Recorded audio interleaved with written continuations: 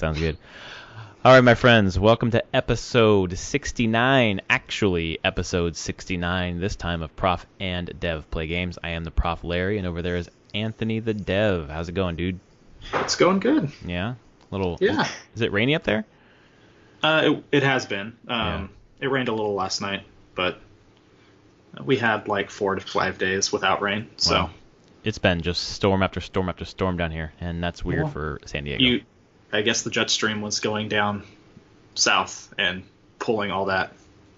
Yeah, clearly. All the actual moisture is hitting you guys, not us right now. Well, it's been flooding and in LA flooding, San Diego flooding. It's been just a deluge of rain, but it's been nice because it'll rain and then a day or two of not rain, then it'll rain again and a day or two of not rain. So it's kind of soaking in a little bit as opposed to all just running off.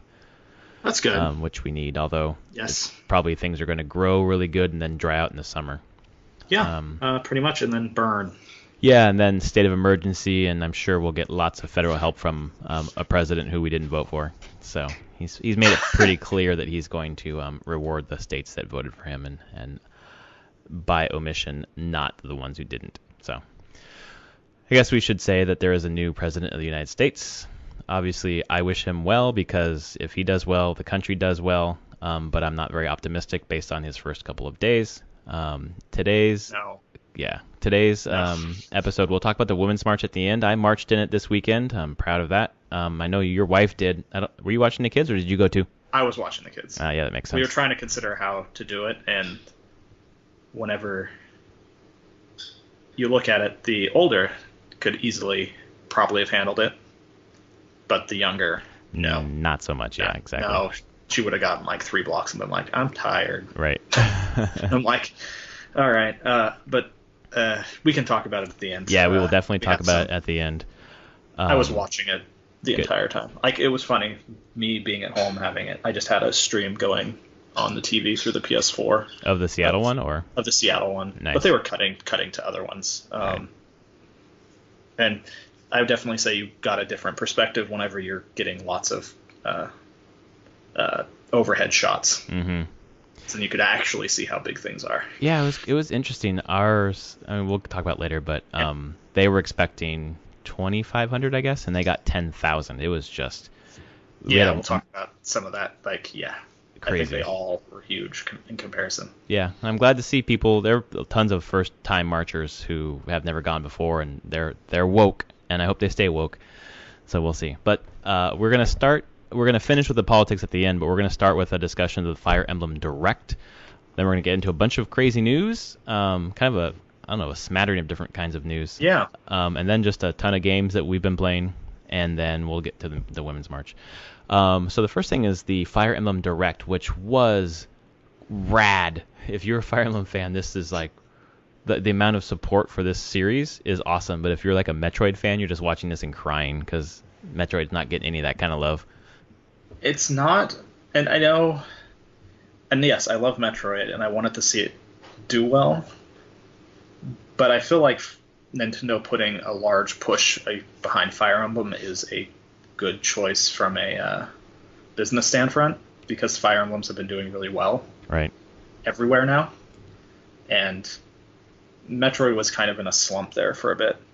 Could be game quality or anything else, but I could see them being like, all right, with this Direct and people being excited about it, Fire Emblem is very popular in the West now, which is shocking to me. Right. 10 years ago, I'd been like, what's Fire Emblem? What are you talking about? It's Marth in Smash Brothers. Right, I didn't know who that was when he was. Oh, yeah, who was that? Yeah, right. I remember originally playing Smash Brothers. I'm like, who the hell is this character? Yeah. It is interesting because, as you say, it's very popular in both Japan and the West now, but Metroid, as far as I understand it, is not popular in Japan. And even here, like the highest selling Metroid, which was the first game in the Prime trilogy, I believe, is only 2.8 million or something like that. Yeah. So. And game quality kind of tapered off there for a bit. You're talking about Other M? Other M, yes. Even the Prime sequels, while good, are not, in my opinion, are not nearly as good as the original Metroid Prime. Mm-hmm. And then they did Metroid Fusion was. Right. Which is the last 2D one. It was okay. Mm-hmm. It's not as good as Super Metroid. It deviates a bit from the Metroid formula and just being way more. Parts of it are way more linear than you would expect. Right. So it did some good things, but then I know when it came out, it didn't get the broadest appeal for Metroid fans and right. broadest praise. It's like it's good Metroid, it's decent, but Super Metroid's better. And I know that our listeners are probably thinking right now, wasn't this a discussion about the Fire Emblem Direct? But it really does point out the franchises that are just like on the cutting room floor right now. It does, and Nintendo. I guess Nintendo can only focus on so much at one time. They have a small team. They don't want to split themselves. That's right. And it's a Nintendo. I mean, Nintendo is a Japan first company, whether we like that or not. Like things like Splatoon are just off the charts in Japan. So of course we're getting this Splatoon 2 so quickly. But games like Metroid, maybe F-Zero as well, not so big in Japan. So yeah. But the Fire Emblem Direct, I thought we got way more news than we thought we were gonna get. A little bit, yeah. It was cool. I expected them to just basically show like Fire Emblem Warriors a little, like the same thing they said about when the Switch launch was like, yep, it's coming. Right. But you actually got to see a little bit more actual combat and stuff. And it's like, yep, it's a Warriors game. Yeah, let's quickly go kind of like say really quickly what they talked about, then we'll get into depth on what we thought about each one. But they did a little bit more of the Fire Emblem Warriors, which is the Musou, the Dynasty Warriors kind of game, like Hyrule Warriors type game. They announced there will be a Fire Emblem for Switch. They'll come out in 2018. They said there will be a new Fire Emblem 3DS game, which is kind of like a remake of Fire Emblem Gaiden from 1992, which was only released on the Famicom, I believe. Yeah, and that's the one they're calling Echoes, right? Right. And then there's the mobile game, which is Fire Emblem Heroes, which is basically Final Fantasy Record Keeper, but for Fire Emblem. So, and that comes out February 2nd, which... Yeah. And the thing that was interesting about that is that they announced it in the Direct as Google Play first, basically like a kind of a tie-in with Google Play or Android. Yeah. Kind of a counterpoint to the Mario Run. And then immediately afterwards, they were like, oh yeah, it's on Android or iOS on the same day. Okay. They're getting some money from Google on that one. I guess, but then to immediately say, oh yeah, it's also on iOS, that was interesting. Yeah. They probably just want to play nice with both. Yeah, it makes sense. Both companies. Well, and they didn't come out directly and say it's a free-to-play game, this Heroes game, but it's free-to-play. It's free-to-play. Yeah. Like, looking at the video and stuff, it is... In-app purchase will be the currency so you can buy heroes. Right. So you can buy the opportunity to roll, to buy your random hero packs or whatever. And I'm sure... there's other things to spend in-game currency on. Yeah, it's free-to-play. It's a free-to-play Fire Emblem. And it's what the shareholders wanted from a mobile game, and the people who are complaining about how much Mario Run costs are happy that this is a free-to-play game, but will probably spend more on it than they would have if they just bought it outright. Most people won't spend a dime on it. On the Fire Emblem? Free-to-play, yeah. So they're basically surviving on the whales. Yeah, free-to-play games only... You're doing good if 5% of your people actually spend money in it. Yeah. So most people don't actually pay for free-to-play games. It's just, whales are a big part, and then there's the medium spenders. But it's such a small amount of your player base. But it still makes way more money than premium, so... Right. Yeah, they're going to make more money off that than they are off of what they made for Mario Run, for sure. Yeah. Although, this is going to be...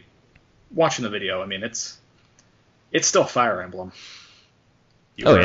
Playing Fire Emblem, I was actually kind of shocked at how true they were staying to the turn-based tactical battle. It's weird for me to see it like portrait as opposed to landscape mode. Like, what? Yeah. Well, that makes sense. They want... Again, it's the whole Japan thing. Japan first. You want to be able to play the game with one hand. That's right. Yeah, it's 100%. Riding on a train. Yep. Holding on with one hand. Playing it on the other. Well, and that kind of orientation is so interesting to me because if you if you're Japan first and want to do everything that Japan wants, could Nintendo survive if no one else in the world bought their stuff? Just on Japan alone? Yeah, just on Japan, like revenue from Japan alone. Would it be enough to sustain that company? Probably not at the moment. Yeah.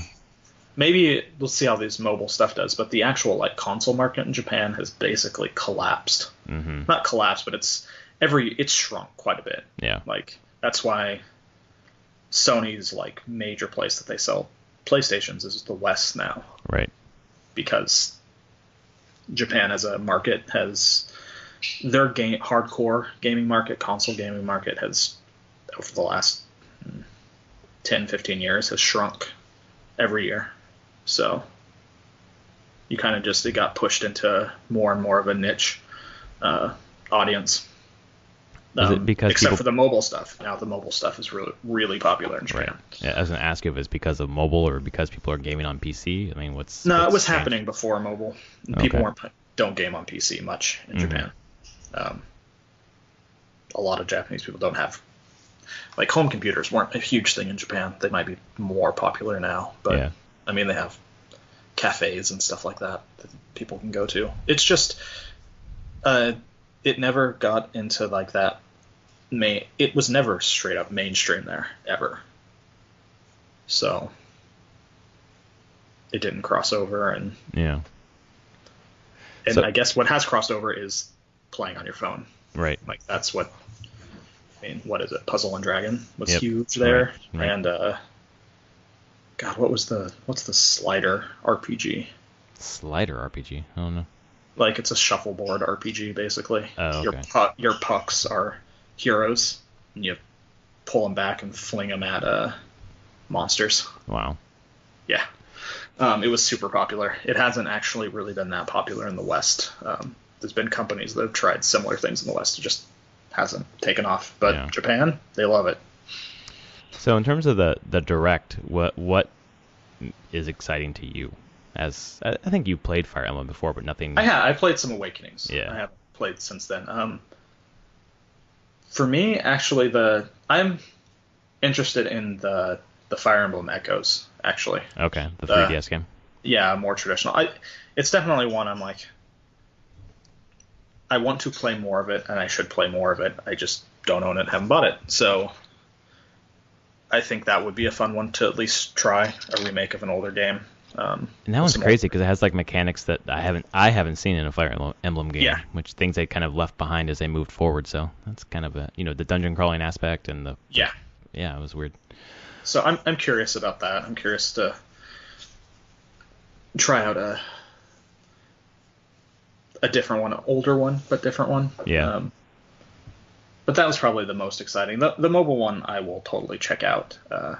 I just don't expect that I'm going to spend that much time with it, honestly. Yeah. I'm excited the most about that one, which is weird because the other ones are rad too. But I think I'm just more excited about it because it's sooner. Yeah. And then I don't know, it's a different take on Fire Emblem. Having all the characters in the same game sounds pretty cool. Maybe it will hook me. Usually those mobile games don't hook me that. Like I'll play them for like a week and be like, okay. Yeah, did you play? Because they don't have a lot that grabs me. Yeah. Did you play Record Keeper? I did play Record Keeper. Okay, and that's for about a week. Yeah, so if that didn't grab you, this one's not gonna. Because it's the same thing, but with characters you don't know as well as the Final Fantasy characters. Yeah. Yeah, most of the games they just get to a point where I get tired of the grind. Like I can really see the grind there, and I'm like, I don't really want to deal with it. They're basically having you grind, so you have to buy things. Yeah. At some point, it just kind of burns me out. I'm just like, maybe it's because I worked in it for so long. And I'm just like, I can see how the sausage is made. Right. And I have a bad taste in my mouth from it. Yeah. I'm also excited for the Heroes game, just because games like Hyrule Warriors or Dynasty Warriors are just fun, mindless slashing, and all the characters in the game. I don't know, it's entertaining, and that's cool that it's coming to the Switch. I was surprised they announced it's also coming to the new 3DS. Like, it almost feels like they're really timid to like go all in on the Switch in case it is a bust. I don't think they want to completely. Well, I mean, we can talk about this now. I don't think it was down in the news, but Breath of the Wild is the last Wii U game. Right. So I just don't think they want to leave 3DS owners and new 3DS owners out in the cold completely. Like that will just slowly taper off as time goes on. I understand that, and it makes sense from, as a fan with Wii U, I would be even more mad if they didn't release Zelda when they said they would. But it's like, I feel like you want to have exclusive games to the Switch so people are like going to make the jump, and I guess they're not worried about people making the jump immediately. I don't know. Like, because a person with a new 3DS or a Wii U can say, well, I can play Zelda here, or I can play this new Warriors game here, even though they might both be inferior to the Switch version. Yeah. So I don't know how much I'd want to be playing what they're showing on a 3DS. And definitely not the Warriors game, just because the Hyrule Warriors on regular 3DS was just abysmal. So yeah, it's probably why it's like new 3DS only. Only, yeah. And who knows how well it will even run on that. We're talking, year and a half out minimum? For Warriors? Yeah, did they date it? It's not 2017. For the Switch? Yeah. I'm pretty sure it is. I thought they said, I thought in the original presentation they said 2017. They just didn't give it I didn't know if they dated it. I just don't think they gave it a quarter. I'm pretty sure they said 2017. I will do the. But we haven't seen much. Yeah, while you're fact checking, we haven't seen much in terms of gameplay from it. So maybe I'm wrong about that. We only saw, I think, like a 30-second or 90-second video from the Fire Emblem Direct this week. Oh, no, both versions are due out in the fall. Yeah, okay, so they even gave it a quarter, okay. Or a season, I mean. So yeah, it's going to be fall 2017. Okay. Yeah, I was pretty sure that it was 2017, I just didn't know when. So just that's something with to play. Such little, I was not expecting it this soon, just because they haven't really shown anything. Like, even some of the combat, I'm like, no.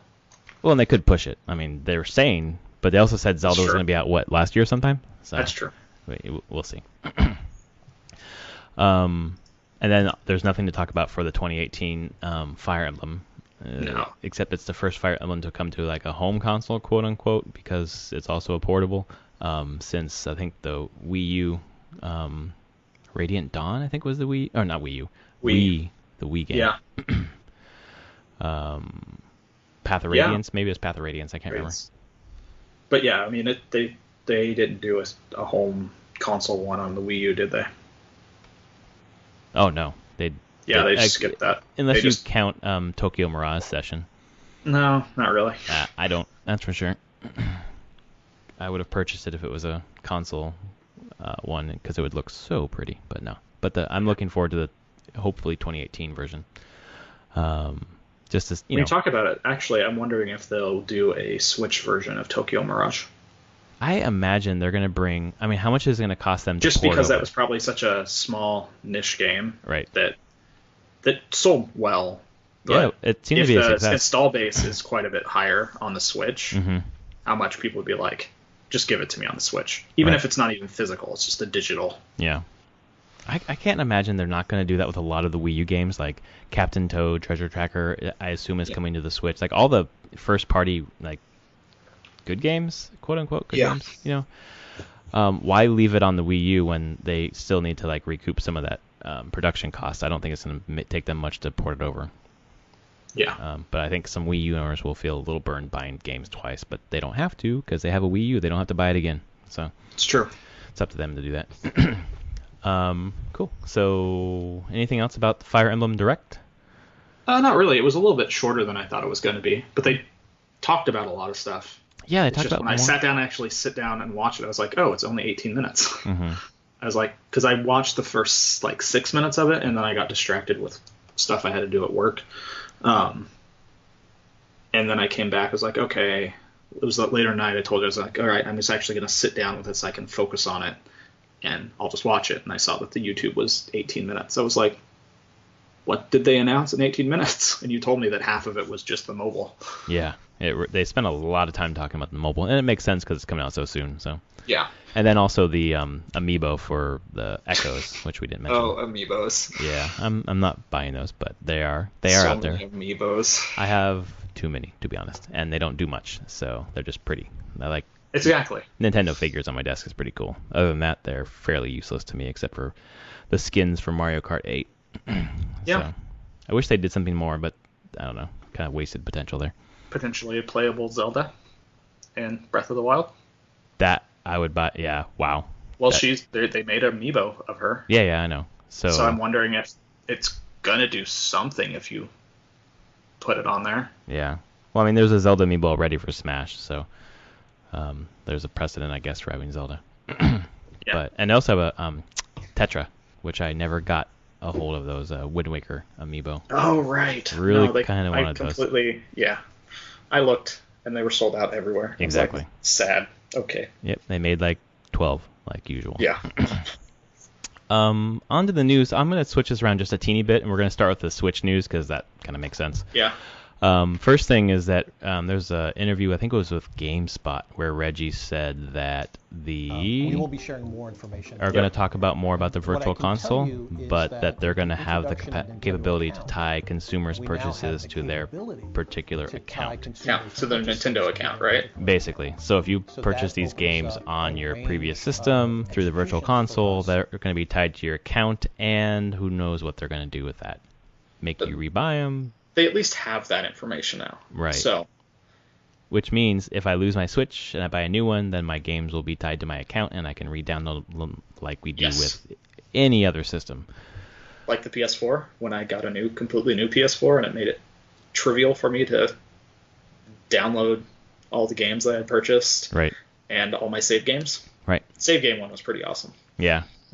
Especially when they upped it to, was it 10 gigs? It used to be 2 or whatever. Something like that. Yeah, because some of those are huge. So yeah, if you buy it, you should be able to have access to it if you lose your console, as opposed to the hoops they make you jump through if you lose your Wii U or whatever. Yeah. Still, after the Fire Emblem Direct, I was kind of hoping for news about another Direct, like just keep the train rolling until March 3rd. And Virtual Console is something that I really need to talk about, and I don't know, I kind of wanted to gauge where you are on your whether or not you're going to take the pre-order of the Switch that I have. I can actually tell you no, because I have I just got hit with a $350 charge, so I can continue to do the work that I need to do. So I don't get to buy a Switch right now. Okay. Because that money that was budgeted completely gone. Right.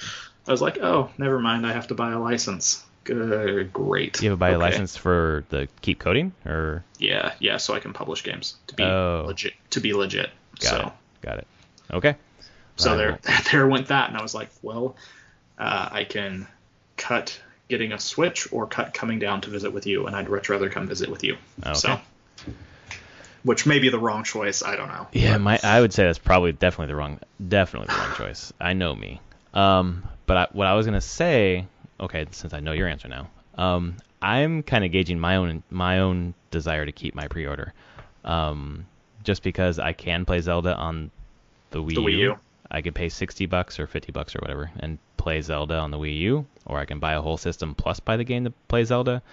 I still haven't decided yet, and I'm deciding that I'm basing everything on what answers I get before the Switch comes out. That's true. That's a good way to do it. Yeah. If they keep obfuscating on Virtual Console, for me it's a Virtual Console. It's about the games that I purchased before. It's about the online services. If I don't get a lot of answers before it launches, I might cancel my pre-order and wait, because I have a ton of stuff to play. Wait till Mario. I would wait till let's not fool anybody. I'm getting a Switch this year. Am I going to get it at launch, or will I wait till Mario? Will I wait till Black Friday? Will I wait till the end of the year? And having a kid on the way too kind of makes me think about where I want to position those $300. And oh yeah. So I'm going to keep it for now, and I'm going to wait and see what Nintendo says, because I was excited, and now I've been second guessing, because if I want to play Zelda, I can just pay $60 instead and play on the Wii U. So yeah, and it's true. And then I would expect. So we have it now. I bet there'll be mid-February will be the Virtual Console Direct, or however they're going to do it. Right. I would expect early to mid. So after Fire Emblem Heroes launches. Mm-hmm. maybe a week or two after that, a week after that. Yeah, and which is still cutting it close. It's only, 5 weeks now? Right. So they don't have a lot of time to give this information to people. But I also feel like they want to, with doing the Fire Emblem Direct, I feel like they want to focus on that just a little bit more. Let that come out and then go to town on the Switch as well. Yeah, and I'm fine with them doing like something every week. Like, let's focus on one thing a week, leading up, build up the hype. It just from a marketing perspective, that sounds smart. But if they just go radio silent on, they come out on this. Yeah, they can't go radio silent. That'd be so bad. Well, they come out with this presentation, which I thought was cool. It was quirky but cool. And got my interest up. But they're so good at making people have more questions than they get answers to. It's just like, just give us a straight answer. There was an interview with I think it was GameSpot again, or Polygon, someone. Half the questions in the interview were, we're not saying anything about this at this time. We're not saying anything about this at this time. It's just like, come out and tell us or don't. Like, tell us everything or tell us nothing. I don't know. It's a little frustrating. It's true. But we'll see. There's just not enough. Like, if I can get Zelda on the Wii U, there's maybe not enough at the beginning for me to kind of want to jump in immediately. Unless, I don't know. We'll see what they say about Virtual Console. For some reason, that's just a big thing for me. Because your sticking point for you. Yeah, because I buy Nintendo consoles to play Nintendo games. And if they're, they promised the GameCube for Virtual Console for Wii U, and that never came. So if I don't see like a concrete plan for their plan for like the first 6 months, if they don't really have one, then I don't really need one in the first 6 months. So until Mario, that it's happening for Mario. Yeah. So other piece of news from Switchland is that there was a NeoGAF thread about a rumor about an SCD, which I don't know what that stands for. It's down here, and I had to look it up too. Supplementary computing device. Ah, yeah, there it is.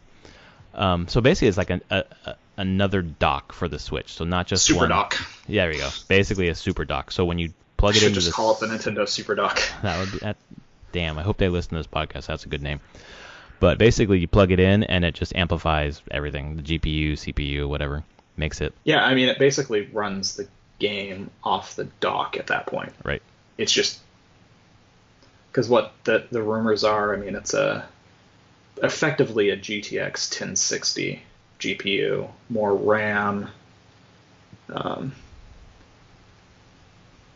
This thing says speculated provided the core is only GPU, it would have more power than a PS4 Pro. I doubt that. It's probably would be on par with a PS4 Pro. Which is good enough. Like complete 4K gaming. Right. This is interesting. Like, I mean, this is crazy rumor land. So, and I can't see them announcing something like this earliest next, like, not this coming December, holiday season, like 2018 holiday season. Right. Like, I think it's a long way out, because if this was announced or this rumor was substantiated in some way right now, who would buy it right now? Why don't you just wait? Especially when people are kind of feeling they might. And it's an interesting thing though. Whenever if they're doing it this way, where they'll just have a new dock eventually. Yeah. It's like, okay, spend a smaller amount of money. You get to keep your screen, all your Joy-Cons and stuff. It's just a dock now, a more powerful dock for the people that want just straight home console. Well, and it makes the whole modular console argument that Sony and Microsoft was been talking about in 2016 make a lot more sense. Like, you could make it modular, just keep your Switch, but just move the dock, get a new dock. So on the go, it's still 720p or whatever, but when you plug it in, it's what we wanted originally. Like, plug it in and you get more power. Yeah, I would take all this with somewhat of a grain of salt, though. Yeah, as it because they said that it's like they produced about 2,000 units, like an early dev kit. I mean, if anything, they might just be producing these just to test them out. Like, Nintendo is a hardware company, so they might just be doing a small batch to see what developers think about doing this. Right, and this may not amount to actually ever coming out to the public, right? Which is possible. Well, it's saying that the dev kits that are going out, the 2000, are using the GTX 1060 graphics card, which is basically the brand new one, right? That just came out. Yep. So, yeah. So that's a huge I don't rumor. know. It's huge. I don't rumor. know. It's huge. It took me a while to read this to be like, what is going on? But we'll see. I wouldn't expect to hear anything out of this for at least a year minimum, maybe longer. Right. Year and a half, even if this is confirmed or not. So, man, selling this is going to be hard for them, though. Yeah, definitely. I mean, they're going to have to be very careful on how if this is a real thing, how they handle presenting that to the consumer. You just bought our $300 Switch. You want to buy a $200 Super Dock? Yeah, and I think there will be people who, I don't know, because they're kind of marketing the. I cannot believe I just said I don't know. But they're kind of marketing the Switch as like the second console. Like you have a PS4 or your or your Xbox One or whatever. Here, get this one too, or your powerful PC. So if you're getting a secondary console, you have other things to play those hardcore games on. So yeah, I don't know, man. Seems kind of fantasy land right now. I guess we'll see. Next piece of news isn't really too much news. I just kind of want to point people toward the Waypoint, which is Vice's gaming division. And it's an article called Game Developers March on Washington to Protest Trump. And there's a lot of discussion from different game developers about why it's important to stand up to Trump and kind of push the envelope about what they're saying in their games. But there was a quote that I wanted to read here that says, people who want apolitical games actually want games that perfectly match their political outlook, whether they realize it or not. And especially today, when some political tendencies are actively harmful to large portions of the population, games are a terrific medium to showcase positive alternatives. And the thing that stuck out to me with that is something that at the Waypoint podcast, Austin Walker mentioned the other day about criticism in games and how for a long time it was about graphics and maybe story, but just the way that it ran, like the technical aspects of it, where criticism in the arts, movies, television, books, whatever, has been about what that piece of art is saying about society or reflecting about society or something like that. And now that kind of criticism is creeping into games, like the whole ethics in games journalism thing, people are bristling at like, this is just, we're talking about like the games and the technical aspects. We don't need to talk about the social commentary, or it doesn't need to have a social message, but kind of everything does. And as more people, it's always been there. But games themselves only recently are now considered modern popular art, like where they can actually be. You can look at games all through the 80s early, and plenty of them had points, but no one took them seriously. Right. Games are being taken very seriously now, as serious as movies, as serious as TV and books. Like, they're another medium of entertainment. So, it's always been there. Well, yeah, and when you draw more attention to the medium, when you draw more people into the audience, you are going to draw people's attention to look at it with a critical eye in the way that other art is looked at with a critical eye. And obviously there is the reaction from some people who have had it a certain way for so long. But game development is diversifying, and people are telling all sorts of stories that need to be told. So it's like Waypoint for me recently has been really hitting out of the park. They definitely have a liberal slant, so that's why I like them. But they are not afraid to look at the social context for the games that are coming out. And, having all sorts of discussions around games is good. And I'm not a fan of shutting down, anyone's discussion. As a person that's made games now and had wanted to for a long time and wanted the medium to be taken seriously, I'm very happy these discussions are happening. Yeah. Like, it means that the medium is maturing and is at that point where you can have mature discussions about games. Like, you could always go back, like, think in the 80s, you have Mario. Doesn't have much of a message or anything. Not much of a story. Miyamoto probably was like, you can listen to his thing. He did not come up with the idea to expose anything. He just wanted something fun that he could jump a little dude around. But now you're getting kind of as the medium advanced, but people just thought it as silly, more like toys back then. Games aren't toys anymore to people. They actually are telling you something. So. Well, and the interesting thing about Mario, like I totally agree with you about what the intent was, but looking at it with a critical eye now, basically looking at like the damsel in distress narrative and how female characters in games are basically acted upon by the male characters, and they're kind of the prize for beating the level or winning the game or whatever. And those kinds of discussions creep in, even though it's a game that when it was created, didn't have any. But I say that's the thing. Now you're putting that on it. Those discussions didn't happen 20 that's years, what I'm saying. 30 years. Like nothing. Like no one took it serious enough. Right, but to even look at it that way. Right.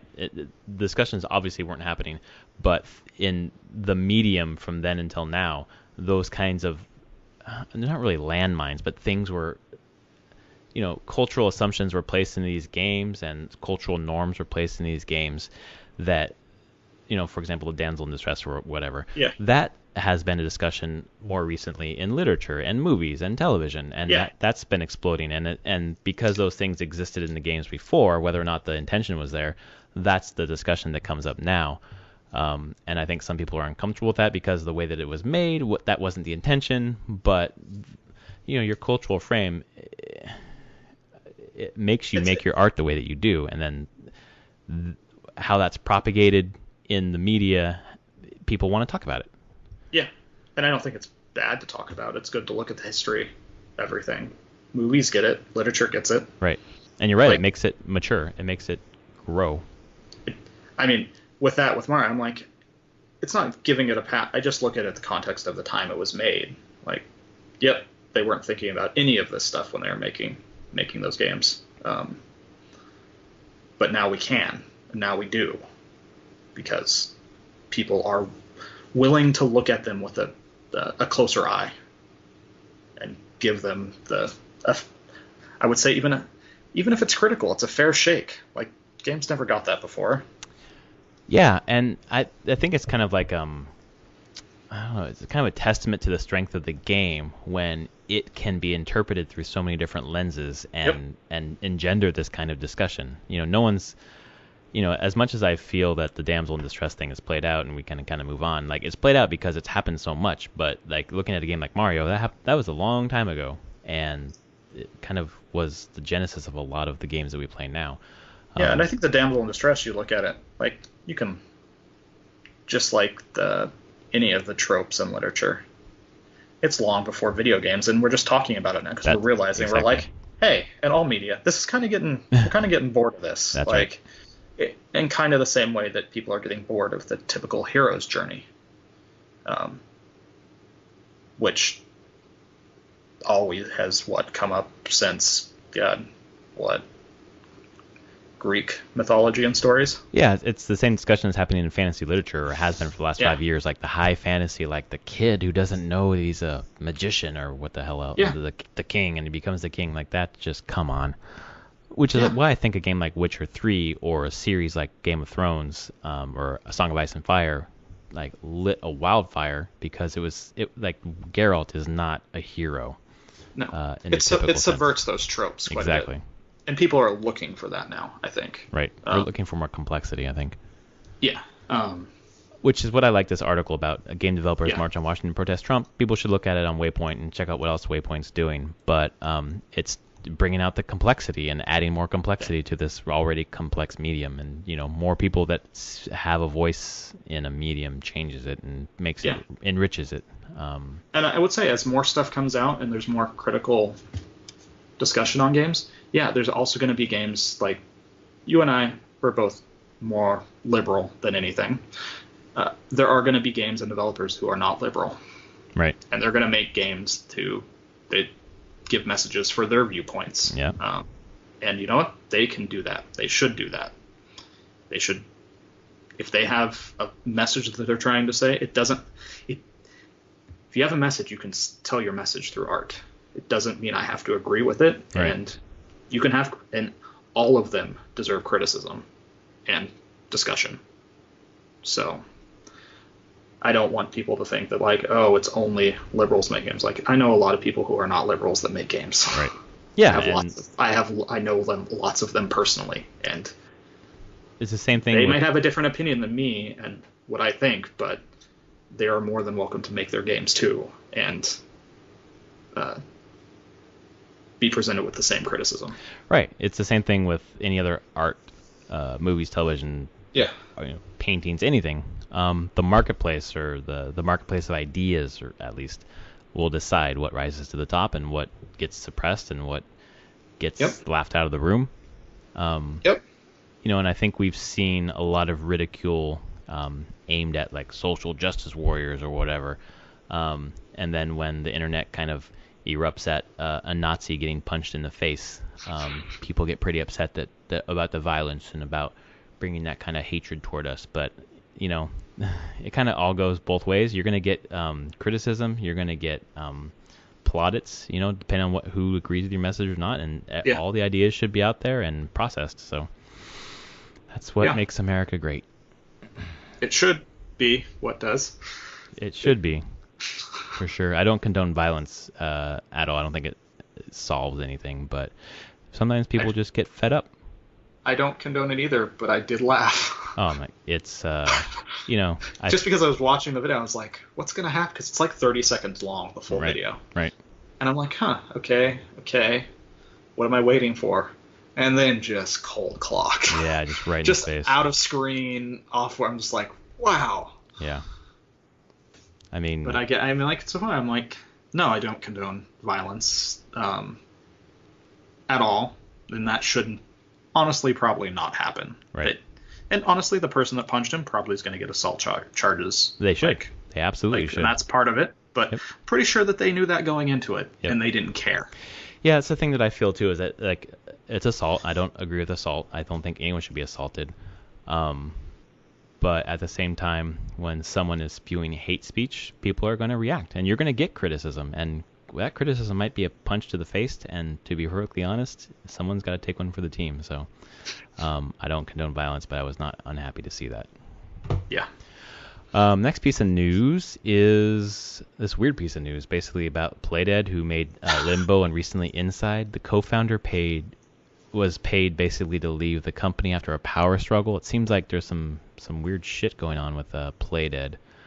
Yeah, I mean, this happened a while ago, though. Yeah. Like, he left in July 2016. 2016. Yeah, July 2016. But the conflict started 2015. 2015, right. So I'm like, how much did this guy have? So, who was it? Who left? Patty left? Patty, Dino Patti? Dino He Patti? leave, so... Yes, after some time, the Danish Business Authority had to force Patty out. Yeah, because Jensen stayed. So, I'm like, how much did they work together on Inside then? Well, Inside came out... Yeah, you're right, because it came out in basically July. It came out when he... Yeah, I'm just... Honestly, when I was reading this, I was just like... One, I still need to play Inside, but everyone loves Inside. But I'm like... What was going on while that game was in development? And how did they actually make that game while this was going on? Right. Because holy crap. Talk about complete and total breakdown of friendship and business partner. Yeah. This is crazy. Well, the Patty guy, the Dino Patty, said it felt like being divorced from a girlfriend. It's very personal. Yeah. And I wonder I kind of put this in here because I wanted to ask you, like, imagining that you and your friend created a video game company, which I guess you guys did. You're successful. Eventually, you guys break up. What happens to the IP in that company? Like, one person? It depends on how the company was owned. How the shareholder stuff was split up. Like, yeah. In this way, yes, someone had to. That's the thing. Like, technically, most companies have rules, or governments have put in place rules on how owners leave, so that their shares can be distributed to the remaining owners. Or if everyone was just leaving, then basically you would get typically paid out for leaving if there was something to be paid out. And then the IP wise, that could happen in a lot of different ways. But if everyone kind of kept their own, bought out and kept it themselves, then it would go nowhere, because you would all of the owners would have to agree if you wanted to do something with it in the future. Yeah, and I guess this is... So you'd have to buy out the other owners to get the IP. Right. Well, which is what happened here. This is, yeah, and apparently it was like $7.2 million, and someone's saying that maybe that wasn't exactly what the company was worth and should have gotten more. But it's interesting here because like Limbo, or like let's imagine this happened to Blizzard, for example, and then you have to fight over like Diablo, which is going to have a Diablo 4, or Overwatch, which will have, continued platform. But Limbo, there's no sequel. Inside, no. I assume that's not how they do things. They just make a new game. So the IP transferring forward, it's not like you're transferring characters forward and the ownership of characters. Like they could go and create a new game without having much separation from, they can make a clean break basically from like the IP, even though they make a similar game. Yes, they could. I think the only thing going forward would be any royalties or anything like that. Yeah, exactly. So that's why the buyout happened. So, so Patty just won't receive any more money or anything from the company. Yeah. So yeah, maybe 7.2 isn't enough if you consider what the future revenues of the company could be and such and so forth. So hard to say. And if you go kind of scroll through this NeoGAF thread, one of the pieces is someone posted, it took them 5 years and extra funding to release Inside, and regardless of their project management or standards for release, you most likely won't see the same type of game with this guy out of the picture. And if that's true, that's sad because, God, Inside's great. Like, if that's the last we'll see from that partnership, man, which obviously it looks like that's what's going to be the end for them. That's just a solid game. And you'd like to see another one, but it's how businesses go, man, and friendships go. You're well aware of a band that I had in high school with our mutual friend, or grew to a certain point where we hated each other, and then we broke up and didn't talk to each other for quite a while. So it happens. Friends fight. It's true. But you have to play Inside at some point. I will. Cool, so good. Speaking of games that people really like, including Inside, the DICE Awards the nominations have been announced. Yep. Kind of wanted to go through the nominees with you, but the hosts for the DICE Awards is going to be great. I bet you were pretty happy for the host. Yeah, I like Greg Miller. I've actually stopped listening to Kind of Funny Games because Colin Moriarty drives me a little nuts. He already blocked me on Twitter, so whatever. Yeah. I mean, I never listened to it in the first place, so it didn't really even matter. But I tried. He's pretty much the opposite in...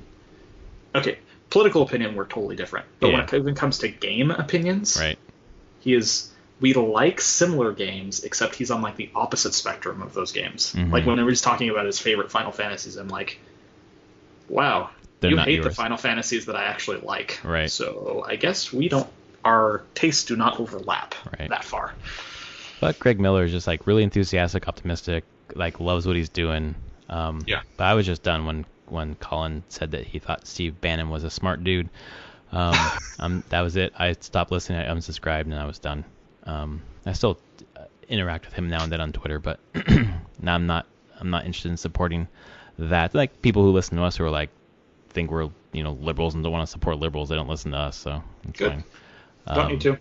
Yeah, and it's we should listen to people from other side of the aisle. I still read some of his tweets and he has some good ideas too, but it's just that coupled with just some of the way that his persona is just like I don't need that negativity.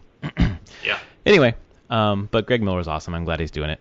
And Jessica Chobot. Yeah, and Jessica Chobot from what game? She's not from a game. No. Well, she's done some games. The game show that she does. Doesn't she do like Yahoo News game stuff or? Where is she now? I'm making this up. No, Nerdist. That's it. Thank you, the Nerdist.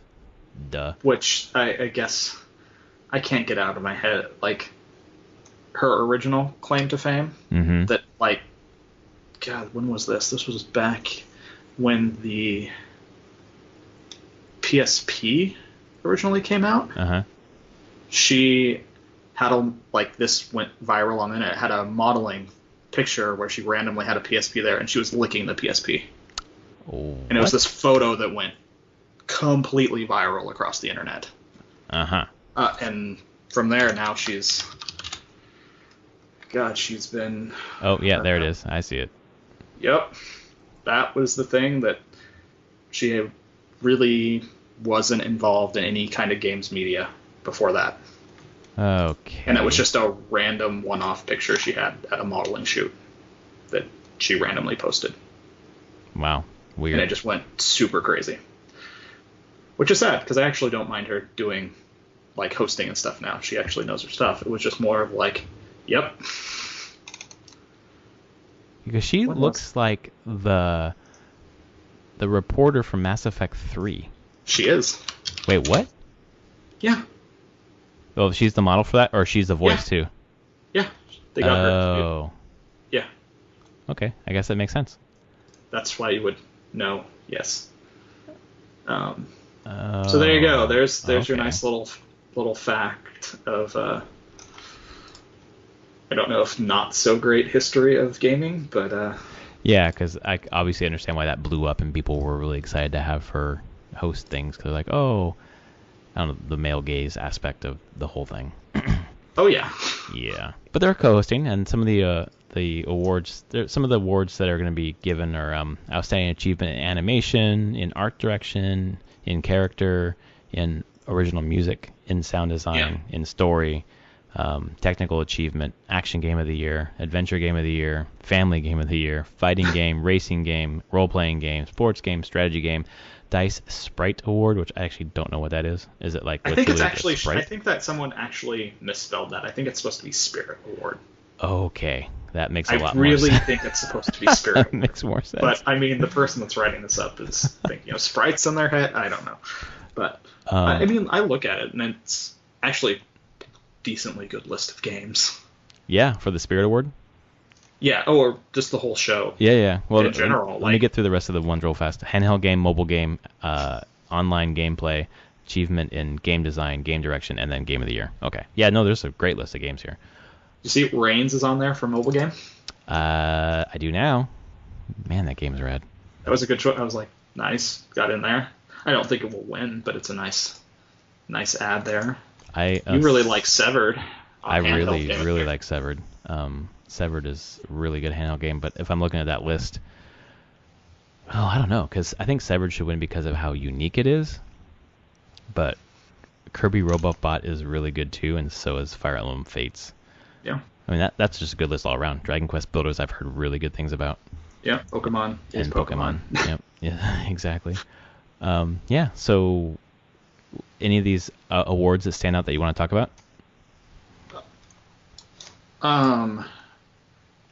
So there's the one that I was actually really happy to see. Seeing Doom on original music composition. Oh my god. That game is just I've listened to some of it, but just seeing that people are responding like going, this like heavy metal soundtrack, everyone's like thumbs up, best of the year. I don't even it's really funny to me. I don't even like heavy metal that much.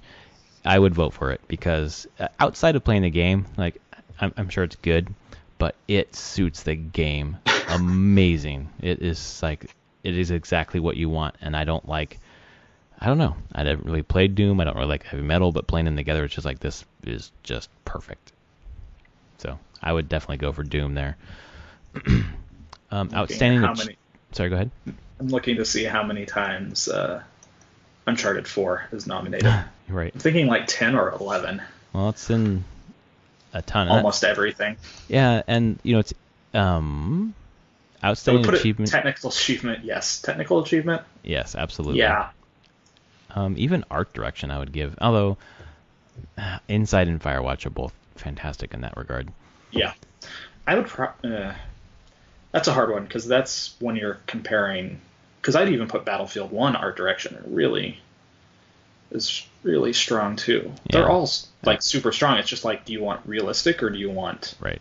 stylized? And that's always a hard choice. Well, and that's the crazy thing about these lists, that when I was looking through them, I know most of them, and when I look at those 5, I'm like, those are like, there's not like one in that category that I could easily get rid of. Like, they all make sense. Yeah, This is why I like this awards quite a bit better than a good most curation awards, because it's just like, well, these are chosen by a committee, large committee of game developers. Yeah. You get sent all these games and you have to play them. There was a couple people at PodCap that were on that committee, and they just get a box of games, and you're supposed to play a bunch of nominated games. Then you rate those, and they get put into these. I don't remember how many are in each category to begin with, and then they get cut down based on feedback from the committee. Right. So, this is game developers putting these games up for their nomination. Right. So, we got achievement in story, Firewatch, Inside, Oxenfree, That Dragon Cancer, and Uncharted 4. I've played all but That Dragon Cancer, which now I'm not going to play, for the same reason you didn't play it. Yeah. I should have played it before I was deciding to have a kid, so whoops. Oh, yeah. But I swear there's something we must have missed with Firewatch. Like, half the people I listen on podcasts or whatever just rave about the story, and I'm just like, did we play the same game? So I'd probably knock that one off that list, but it'd be between Inside and Uncharted 4 for me on that one. Yeah, I need to play Inside, but I see that as like a pretty common thing. And there's such, as far as I can tell, very different ways of telling a story. Yeah, one uses words and one doesn't. Yeah, and one's a much more traditional narrative. Yeah. Style. Voice acted and scripted and cutscenes. Not that. Yep, it's the opposite in basically every way. Which is maybe why I would give it to Inside. Yeah. Just because they're doing something different. Yeah, and it still ended up being good. Right. I don't find myself giving it to Oxenfree. No. In this case, sorry. Good game, but I don't know. But yeah, I think I'm pretty excited for these to come out. I don't know if they even stream anywhere. They might. I'm hoping they do, because I want to see these who host. Oh, they will. Live on February 23rd. Oh, cool. 7 p.m. Pacific, 10 Eastern, at live.interactive.org. And what day is that of the month, or day of the week? Is that a Saturday? 23rd of February. It's a Thursday. Thursday. Okay, I'll watch the stream later then. I'll be working. So I'll probably watch it live. Yeah. Maybe. Keep me posted. Yeah. In terms of handheld game, probably Severed. And then in terms of game of the year, I would probably go with, I would definitely go with Uncharted 4, since it was my game of the year. Yeah. No, I'd still put Uncharted 4 as game of the year, most likely. Out of that list. No, Uncharted 4. Yeah.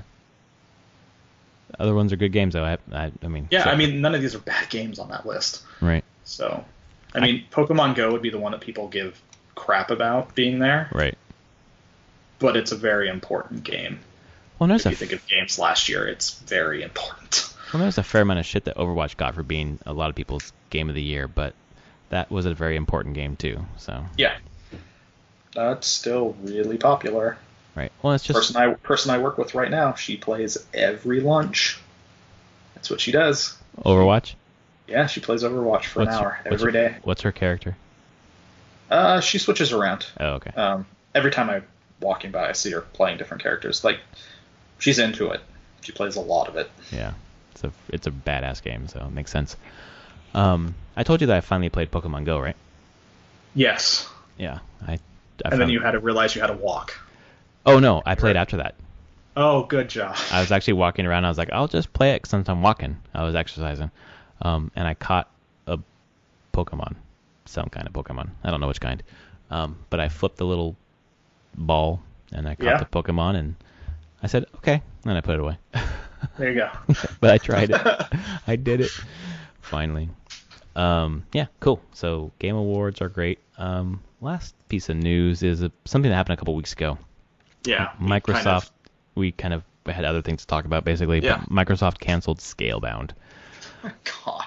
Which, when it was shown, I was not impressed at all. It didn't seem like a game I would want to play. But 2 years? And it was delayed. Yeah. It was supposed to be out already, and I guess Microsoft didn't like what they saw. Yeah, I assume so. I assume it was just a pile of, they just saw the pit that they were just throwing money into. Right. They're like, we're done. We're not going to do this anymore.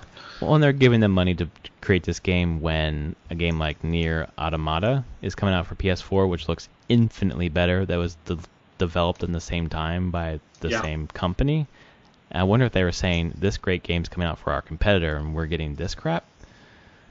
I don't know if it was crap or not, but, it looked like the quality. I mean, I played Nier, but I didn't play Scalebound, but Yeah. Nier looked like a much better game. And it says Microsoft will seek to work with Platinum on a separate project in the future. Who knows? But yeah, basically I feel like they're just like, they were not impressed. Clearly, Platinum's A-team was working on Nier. Well, in the quote you just said, actually, what it says is that they provided no additional comment when asked if they would seek to work with them. So maybe not. Yeah. I wonder who owns that IP then? Does Microsoft or is it Platinum's? I don't know. That'd be weird. That's kind of weird that Microsoft didn't say that they owned it. If they did, they're just like, nope, we're not commenting. Right. Well, it just sucks for Xbox. So likely, it's more complicated than that. Yeah, of course. Just sucks for Xbox One owners who only have an Xbox One. Like your exclusives are kind of few and far between. Yeah. I don't know. There's like so much coming out for PlayStation and not a ton for Xbox. So I don't know, man. Yeah, that they need to have something lined up for the Scorpio launch. Like, give people a reason that they'll want a Scorpio. Right. So we'll see. Maybe over the next few months we'll see some stuff because they need to start announcing that stuff soon. Right. Absolutely do. E3 actually. Yeah, I think they'll just if they're gonna do it, they're gonna pile it all on E3. It's got to be a big E3 for all of them. Yeah. But especially Microsoft and Nintendo. Yep. So cool. So let's switch to the games that we're playing.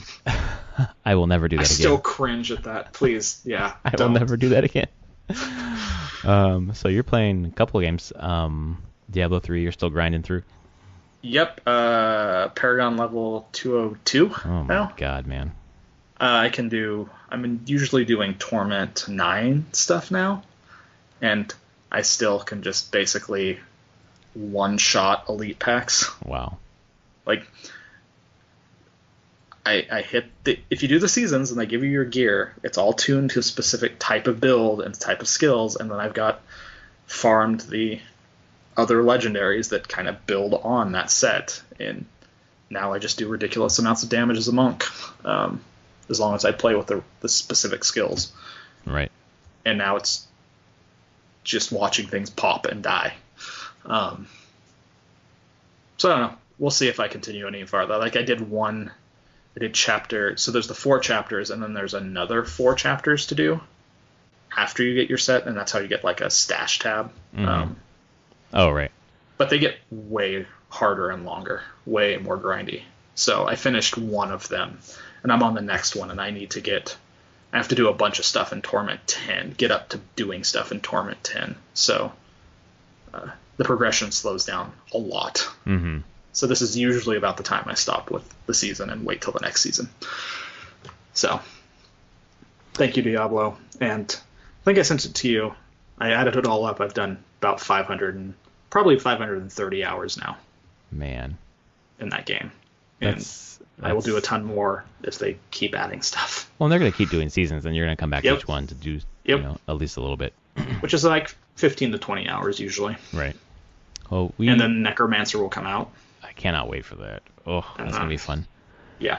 We have a mutual friend who just picked up Diablo 3, and he's playing it on his Mac and really digging it. And that's Greg. Really? Yeah. I was like, whoa, maybe I'll get it on PC and play with you. And I was like, wait, you live in Australia? That's probably not. He has Australian servers. Oh, Although God damn it! Are you serious?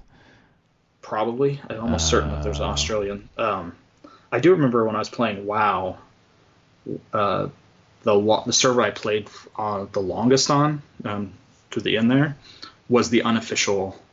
It was before they had Australian servers. Mm-hmm. The Aussies picked this Pacific Coast server that they were playing on, so we played with a ton of Aussies. Uh-huh. It was hilarious. God, they were hilarious. Our raiding with Aussies was a ton of fun. Man, I forgot that we might be on a different bundle, though. The slang when we're on voice and they're just using random, you're like, what? Right, what are you saying? Random colloquialisms that you're like, that sounds amazing, and it sounds like such an incredible insult. You need to explain it to me now. Yeah, Greg got us a pregnancy book, and it's called Up the Duff. And he told me it was slang for being pregnant, I think. Which I don't know how. I don't get it. But I'm glad to have the book. It's a good book. Well, that's cool that he's enjoying it. Yeah, no, he really, really is. And that's true. Blizzard games always work on Mac, so there you go. Yeah, he's tearing through it. He was like, what character should I be? And I was kind of thinking, he texted me. I texted him back a couple hours later when he had already created, and I didn't know he created. And I was like, I think... And I said the character I thought you should make, and he's like, that's exactly what I made for the exact same reason you said. So if you were to think of a class that he would make, which class do you think he would make?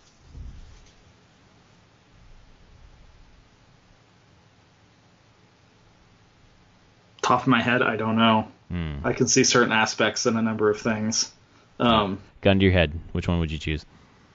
Coming to my head? Yeah, a gun to your head, what would you choose? Maybe I'm wrong. Witch Doctor? He chose Barbarian. Okay, that was the second one. Yeah. That was the two I was looking at. I'm like, it's either going to be the ragey one or it's going to be the weird one. Yeah, it's the ragey one. Just to go bash things. Barbarian's really good in Diablo 3. I haven't played a Barbarian yet. Oh man. It was the one that I was the most like, whatever, Barbarian. And then I played it and I was like, it's a ton of fun. It's very visceral. Like all your moves are just, considering the levels have all those destructible pieces. Yeah. Your moves just send everything flying everywhere. So it's just rooms of just debris everywhere. That's great. So, what else have I been playing? Finish that. What? I was going to say that I'll piggyback here since I'm playing Diablo 3 too, and then I'll let you go back to the next one. Diablo 3 distracted me from all the other games I wanted to play. I got another level 70 character, and then I moved over to hardcore, and I'm just slowly moving my Crusader up the hardcore ranks. But having to do the story instead of just adventure mode kind of blows. But whatever, I got to do it. I want that trophy. My goal is to get that platinum this year. So there you go. All right. That's probably the hardest one.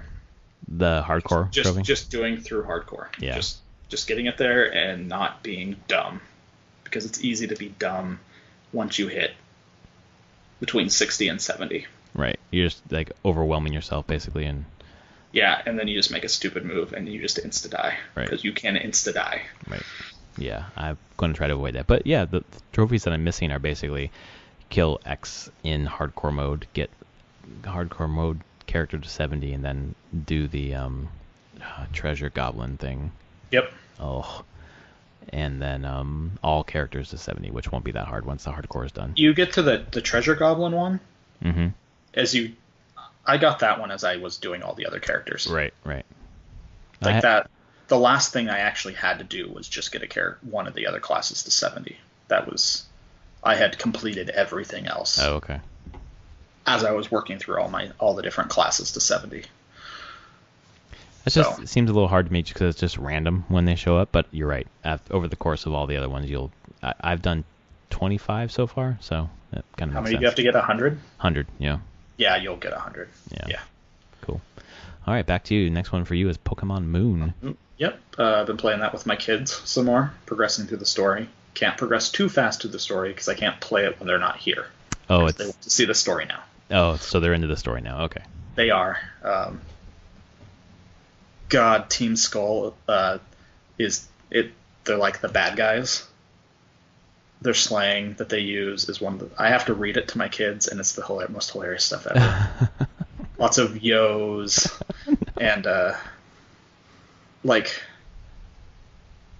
urban slang type stuff, but kid approved urban slang. Right. So I mean, there's a lot of cringe-worthy dialogue in the game, but you can clearly tell they know it's cringe-worthy, and they're like, yeah, we're doing it. They're having fun with it. We're going all in on this stuff. That's great.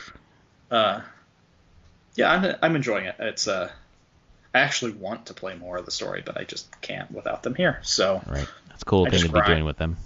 Yeah, they really like it. Both my kids are like super into Pokemon now. They get so excited whenever we fight a new Pokemon they haven't seen in it, or a Pokemon they know from like TV show or the card game. They're like, right. It's that one, and it evolves, and my youngest is like, it evolves into that one and that, and you're just like, how do you know all this? Oh my god, how does she know all that?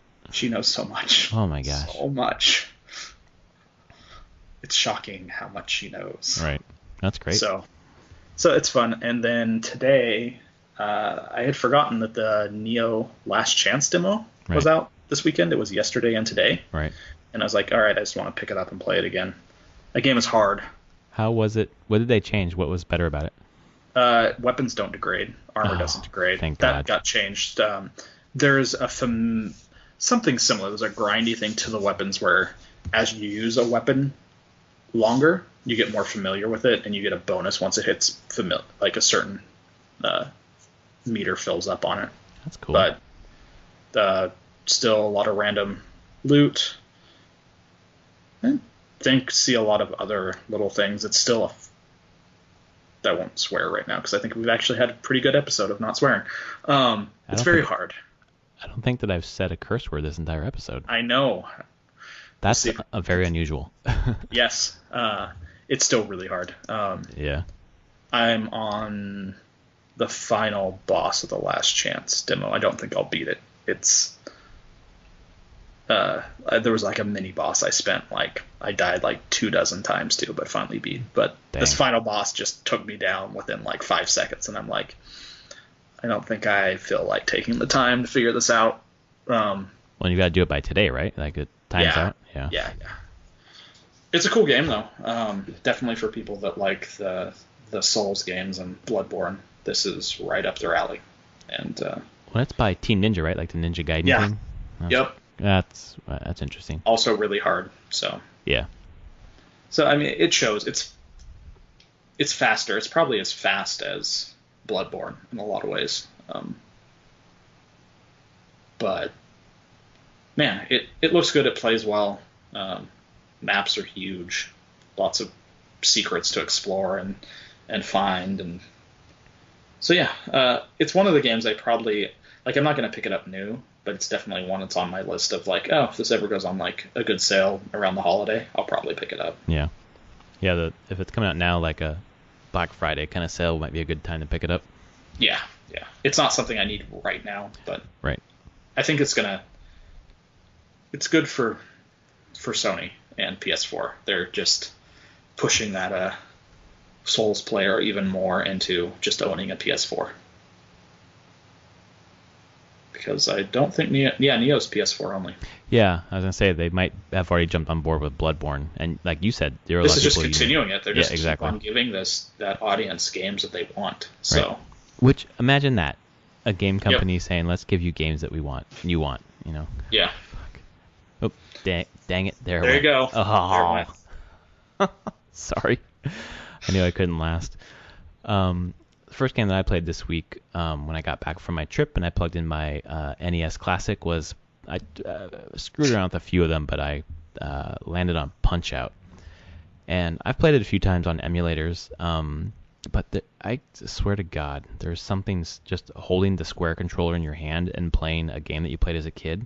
Like, I remember specific days when I played that game and, like, things that I did during that day when I was so frustrated that I couldn't get past, like, Soda Popinski or Ball Pool or something. And what I did, like, and I was, like, 10, and it's just, like, bringing all those memories back. And it's just crazy that this little piece of plastic, like, if I played that with a DS4 on an emulator, I wouldn't feel the same thing. But I'm feeling the same exact emotions. and remembering like these images of things that I did in my day that day that I wouldn't have remembered otherwise. So that's cool.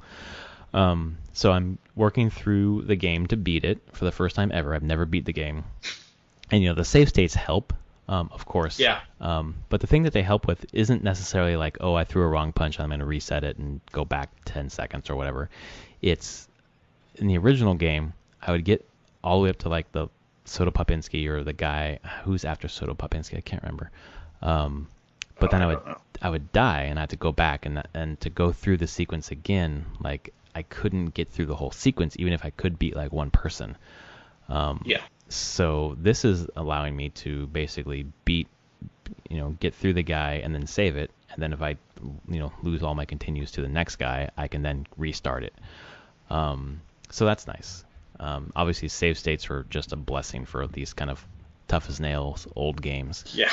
But Punch-Out's just like a puzzle game. It's a boxing game, but it's a puzzle game. Yeah, it's puzzle rhythm. Right. That's all it is. Yeah, puzzle rhythm. Exactly right. Who's the final boss in it now? This one's Mr. Dream. Because they took out Mike Tyson, yeah, of course. Exactly. Right. I never knew. I'm like, I know it's not called Mike Tyson's Punch-Out anymore. Right. Well, it's weird the way that reasons, but... Did you play Punch-Out ever? Yeah, I played it back originally. Yeah. And I don't know if I saw it beat. Okay. I don't think it was me. I think it was a friend beat it. Because I didn't own it. Yeah. But a friend owned it. And... There's someone who did it for Awesome Games Done Quick. Yeah. They did it blindfolded, which is insane. Yeah. Because I'm having a hard time doing it with my eyes. Open. But this Nintendo Classic is great just because the nostalgia. I mean, that's what the whole thing is anyways, but it's rad. But it's shocking how much it really is. It's not just playing the game, but having that thing in your hand that feels exactly like it did when you were a kid. And I understand why this was the way that you'd want to go to teach your oldest, kind of gaming. Start from the classics. Like this was perfect for his hands. Exactly. Played Diablo 3, told you about that. Witcher 3, I've started doing Witcher Wednesdays. Prof plays Witcher 3 on Wednesdays. So I loaded up last Wednesday, did my first start. Doing on Death March. First time I played on PS4 from the beginning. It's surprisingly easy. Like I thought it was going to be really difficult. And if you go back and watch the video, like it took me a while to kind of get my rhythm. But once I did, like I didn't die. I assume it's just basically just don't get hit. Yeah, it's just dodge. Like, yeah, it's not hard. It's not hard to dodge. And I played for an hour and I did my first, Witcher Wednesday, and then I had taken out Final Fantasy 15 because I needed to put the disc in, right? Yeah. And I was just going to take it out and put the other disc back in and play Final Fantasy 15, and that did not happen. I kept playing The Witcher, and for the next 2 or 3 nights, I kept playing The Witcher, and I did everything in White Orchard, which when I did the first playthrough, I didn't. There were a couple things I missed, so I did absolutely everything, and I'm just going through this game on Death March, doing absolutely everything. I'm going to platinum that game. Eventually, my goal is to get through everything. Not soon. That game's huge, but over the next year or two. Yeah. Just a little bit at a time. But every Wednesday, I'm going to stream onto YouTube playing Witcher 3. So if anyone wants to check it out, Wednesday nights. So there you go. I did play Final Fantasy 15. I got back into it last night. I finished Chapter 4, that battle, the Trial of Titan. Do you remember that? Right. Yeah. What the F was that? I think I remember it was that one. It was just explain. Which one was that? It was this guy that kind of the Arden or Aiden guy, whatever, brings you to this gate, and you go through and you find this huge Titan in rock, and he starts attacking you. Right. He's like talking to your mind. You get visions of Lady Freya. Yep. Okay. Yeah.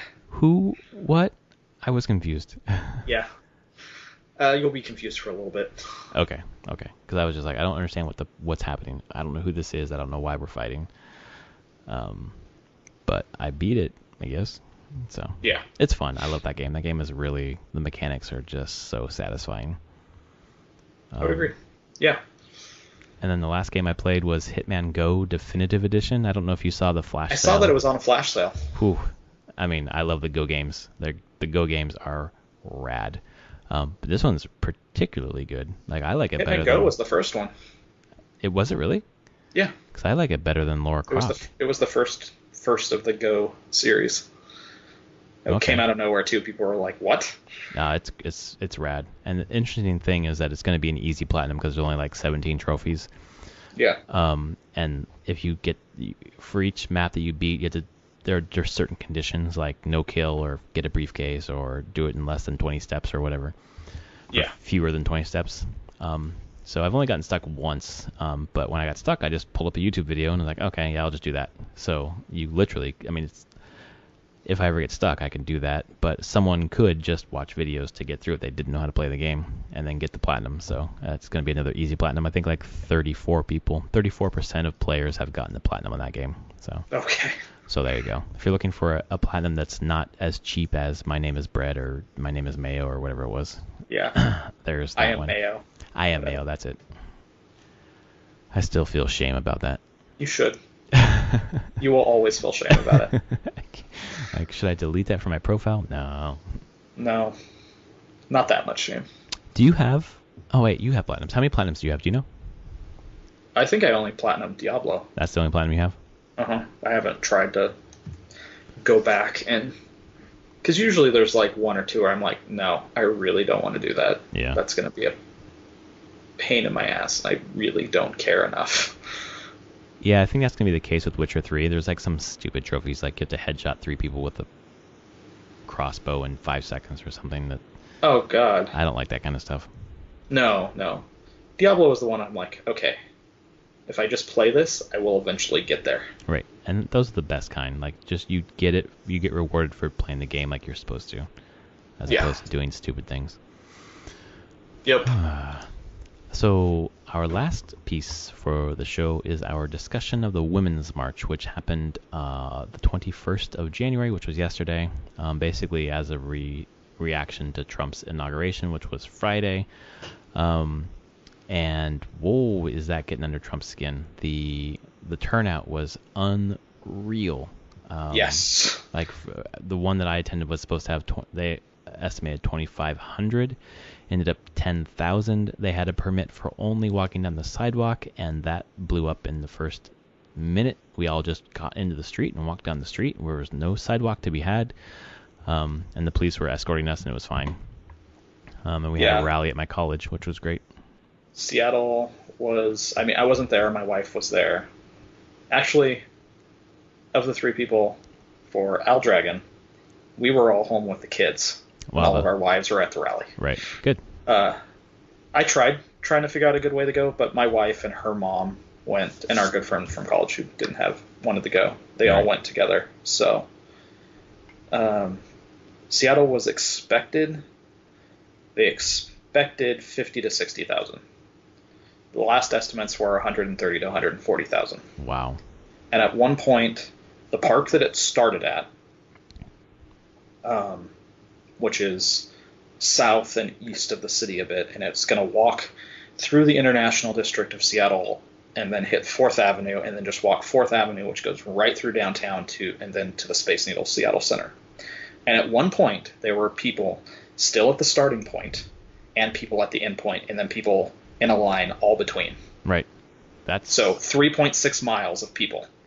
That's how ours was. It was 1.7 miles, and by the time that we were toward the back, by the time that we got on, people were already almost just the end point. It was huge. And the DC one, they expected 200,000, 250,000. They have between 500,000 and 600,000. Yeah, and actually, the LA one numbers were weird. The city said that they had like 250K yesterday. I haven't looked if they updated that now, but the organizers said they had 750K. Right. And I'm like, that's a wide range. Well, sorry, go ahead. The Seattle one, it was at least the police and the city were like, no, it's 140. And the organizers were like, yeah, it's 140. Yeah, our police were like, ours was 10,000, which was insane. Yeah. But the DC one is interesting because that 500,000 number was actually the official tally 2 hours before it started. And it's actually been updated to 1 million. So, really? Yeah. That's really cool. It ended up being, that one was the biggest, followed by LA. I expected it was going to be the biggest. Exactly. Well, and it's I just had people that flew from Seattle to go to that one. right. Yeah, I briefly thought about flying to Washington, D.C., and I was like, well, we have ones here. We'll go to downtown San Diego. I was like, oh, they have one in North County. Oh, we'll go to that. So... Yeah, so $1 million. Wow. Yeah, I mean, if you... I saw pictures of it everywhere. I mean, Chicago was like 200K, and they just didn't even march because they couldn't. Like, yeah. There's so many people that they just wasn't... Move. Like, They couldn't move, and the people were in the marching path to begin with. Right. Because it just filled it all up. Right. Austin had like 30,000, which was huge. I just saw pictures just coming in over and over. It was crazy. The crazy thing was that it was in red states, it was in blue states, it was in big cities, it was in small. Where we were at, it was a small city. And the people, the population of our hometown was at that rally yesterday. Yeah. And that was supposed to be a small one.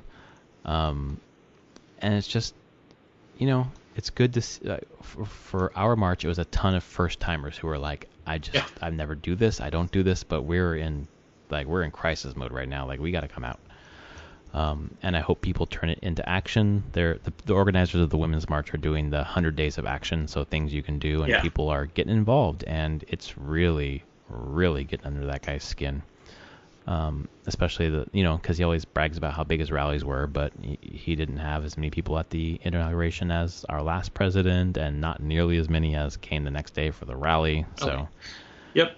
And then that stuff's happening, and then you come out today where, all this just straight up lying that happened yesterday. But then the media is finally going like, no, you're fucking lying. Well, Stop. Yeah, and they're not even like.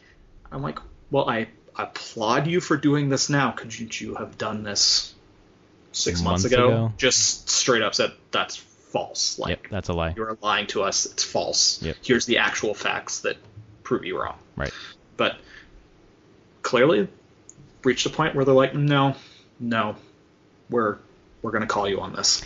Well, and to have Sean Spicer come out on Saturday, this impromptu press conference to berate the press about the inauguration numbers, as much of a worm as I think Sean Spicer is, I can't imagine he wanted to go out there and lie to the press like that about something so insignificant. Trump made him. Yeah. Ari Fleischer, who was the press secretary for Bush, said, what I saw was the president of the United States told this guy to go out there and do it, and told him that he'll be watching. People elected you, apparently, to bring jobs back to America and to save factory jobs or whatever. Like, do that instead of arguing about the size of a rally. Yeah.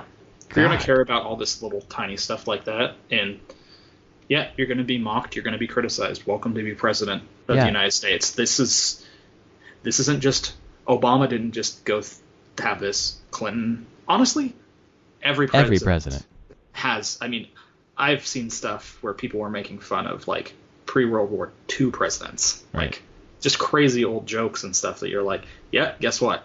You're the leader of the free world. You get made fun of. That comes with the territory. Like the First Amendment is like first and foremost to like talk about government. Like you're the leaders. And like, I'm sorry, you're gonna get. Guess what? You're gonna get a lot of flack and a lot of crap. And if you're gonna worry about word it every time, you're not gonna get anything else done. Well, Kellyanne Conway come out today to say that we have alternative facts. Like alternative facts. You mean lies? Are you dumb? Like, yeah, they're lies, of course, but that just gives us more ammunition. Like, yeah, you do have alternative facts. Like, you're in an alternative reality, like we've been saying. Thanks for admitting it. Yeah. I could not believe all that today. No. The rallies were awesome, though. So that was actually hopeful and like joyous. Like, my wife really wanted to. She didn't have a sign or anything. She just went, didn't make anything. But she's like, was trying to think of what sign that she'd actually want. She's just like, I just want a sign that says, "Be kind to one another." Yeah. Because she's like, that's all I really want is people to just stop being so mean to everyone. Like, she sees it on her feet and just being like, come on, can't you just show some level of empathy and kindness to your fellow human being? And so many people just, especially through social media, don't. Oh, no. No, social media is a cesspool.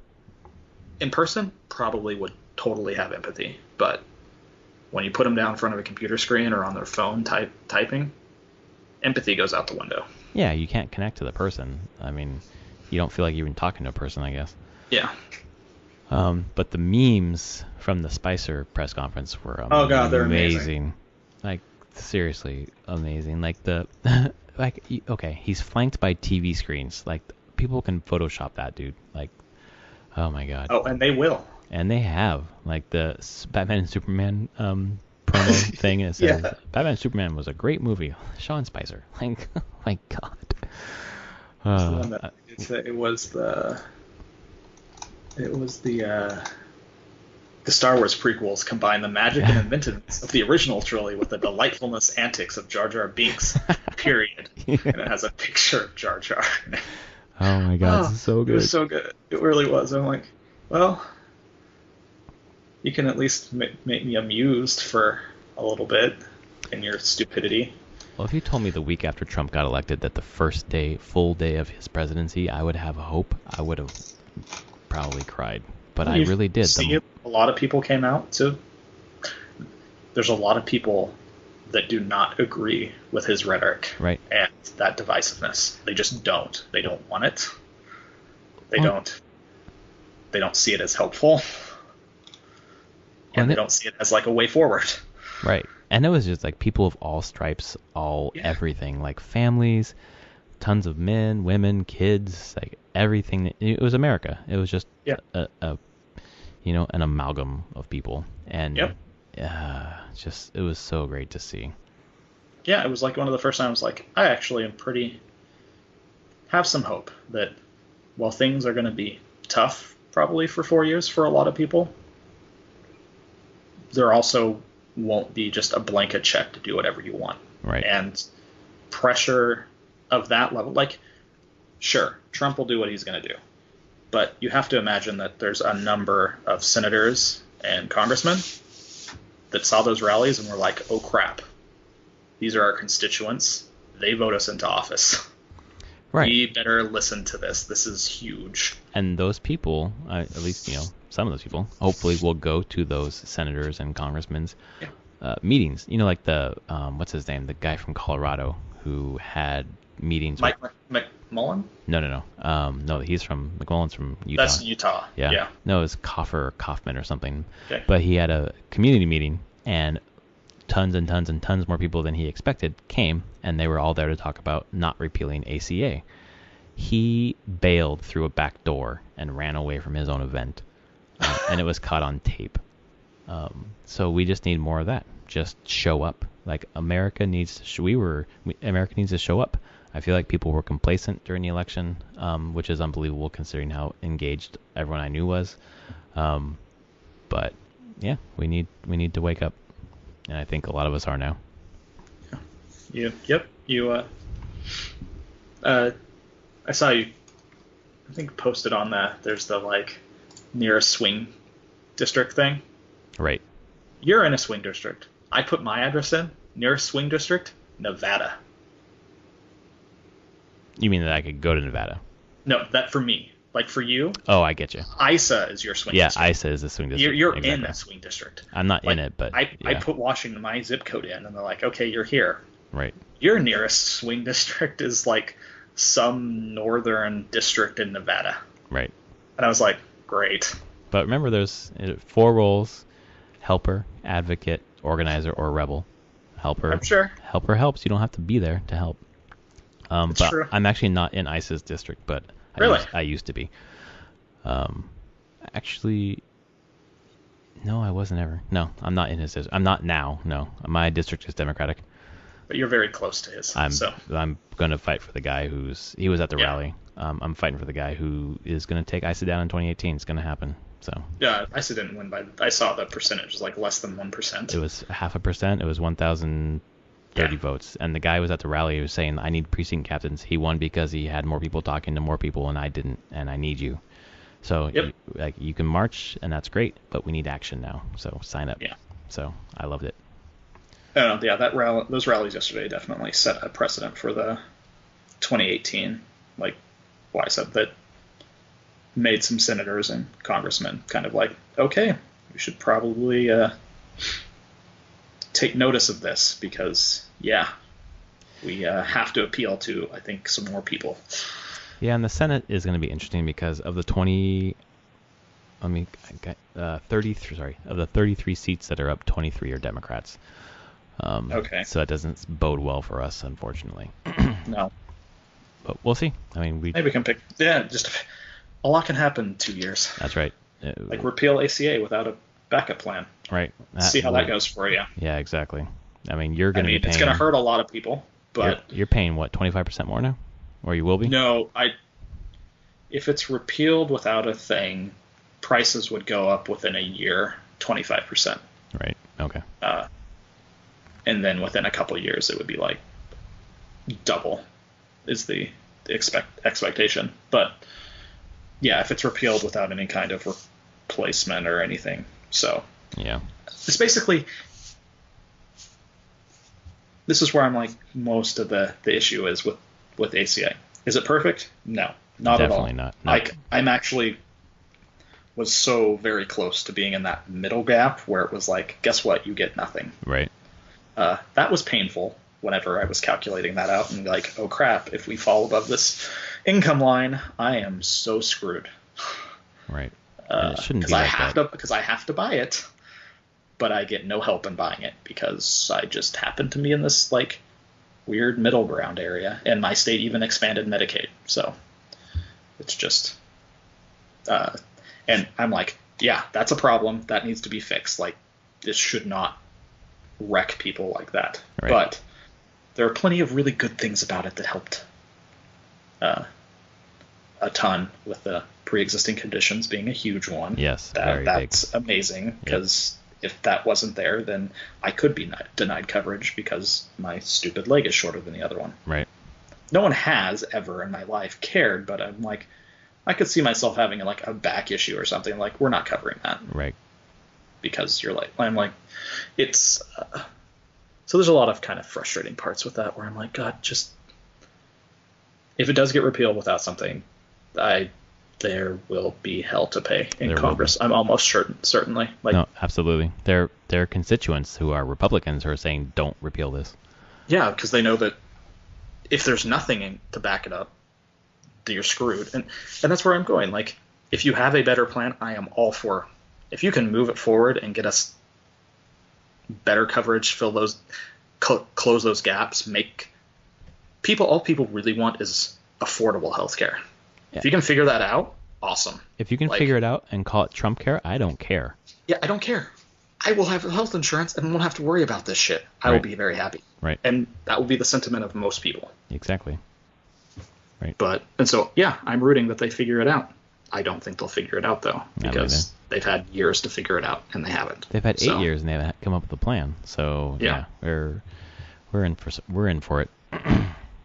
So that's my rant. Sorry. No, it's good. That's what we're here for. We're definitely, I mean, politics doesn't exist in a vacuum, and we're in some trying times now, so we're going to keep talking about it. But you've also got to kind of step away and enjoy some things, like video games. That's why we're here. Talk about it all. I appreciate your time tonight. Looking forward to hopefully more Switch news in the next week, and we'll talk about more in our next podcast. So, yeah, definitely. Anything to close off before we go, Ant? Be nice to each other. Yes, there you go. Be nice to each other. And if you can't march, if you want to do something, like, you can help in a lot of ways. Call your congressperson, make a 10-second call, donate some money to a cause that you care about. Just raise your kids to be good people. And listen to our podcast. Also, rate us. iTunes, Stitcher, wherever you listen to us. Give us a 5-star review and say, these guys are awesome. And if you don't feel that way, appreciate it. You don't have to review us. No, you don't. It's cool. No review is just like a bad review, honestly. It's fine. I'm at Prof Plays Games, and he's at Summer Speak, and we will see you next week. Night, everyone. Night.